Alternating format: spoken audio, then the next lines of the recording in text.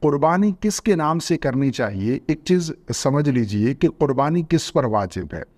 قربانی ہر اس مسلمان مرد عورت بالغ مقیم پر واجب ہے جو مالک نصاب ہو۔ مالک نصاب کون ہے؟ جس کے پاس 7.5 تولے سونا ہو یا پھر 52.5 تولے چاندی ہو۔ سونا بھی نہیں ہے، چاندی بھی نہیں ہے، اتنی رقم اس کے پاس موجود ہو جو 52.5 تولے چاندی کی مالیت بنتی ہے۔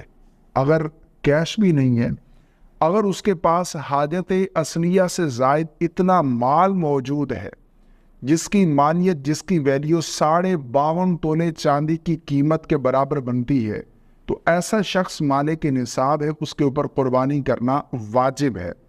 اگر وہ ہر سال مالک نصاب ہوا تو ہر سال اس کے اوپر قربانی کرنا واجب ہے، ٹھیک ہے نا۔ اب بعض لوگ کیا کرتے ہیں کہ اپنا واجب چھوڑ کر، یعنی گھر کا جو سربراہ ہے وہ مالک نصاب ہے، اس کے اوپر قربانی کرنا واجب ہے، لیکن وہ یہ سمجھتے ہیں کہ جب تک والدین حیات ہیں تو بیٹا اپنی طرف سے قربانی نہیں کر سکتا۔ یہ تصور بھی بعض لوگوں میں پایا جاتا ہے کہ جب تک والدین حیات ہیں تو اولاد اپنی طرف سے قربانی نہیں کر سکتی۔ یہ بہت بڑی غلطی ہے۔ گھر میں جتنے بھی افراد ہیں ان میں سے جو مالک نصاب ہے، جس کے اوپر قربانی واجب ہے، وہ اپنا واجب پہلے ادا کرے۔ اگر والدین گھر کے سربراہ ہیں تو پھر ان کی طرف سے قربانی کی جائے گی۔ اگر بیٹا خود سربراہ ہے تو پھر وہ مالک نصاب ہوا تو وہ اپنی طرف سے قربانی کرے گا۔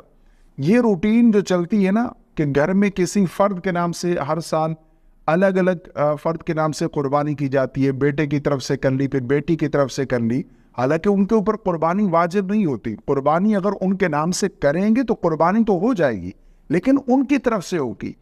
آپ کے اوپر جو واجب قربانی ہے وہ ادا نہیں ہوگی۔ تو آسان الفاظ میں یوں سمجھیے کہ قربانی کس کے نام سے گھر میں کرنی چاہیے؟ جو مالک نصاب ہے وہ اپنی طرف سے قربانی ادا کرے گا، ٹھیک ہے نا، وہ اپنا واجب پہلے ادا کرے گا۔ استطاعت ہے، طاقت ہے، والدین کی طرف سے بھی کرے، اپنے بچوں کے نام سے بھی قربانی کرے، وائف کے نام سے بھی قربانی کرے، کوئی حرج نہیں ہے۔ لیکن اگر نہیں تو آپ پہلے اپنا واجب ادا کرے۔ جو شخص مالک نصاب ہے وہ پہلے اپنا واجب ادا کرے گا۔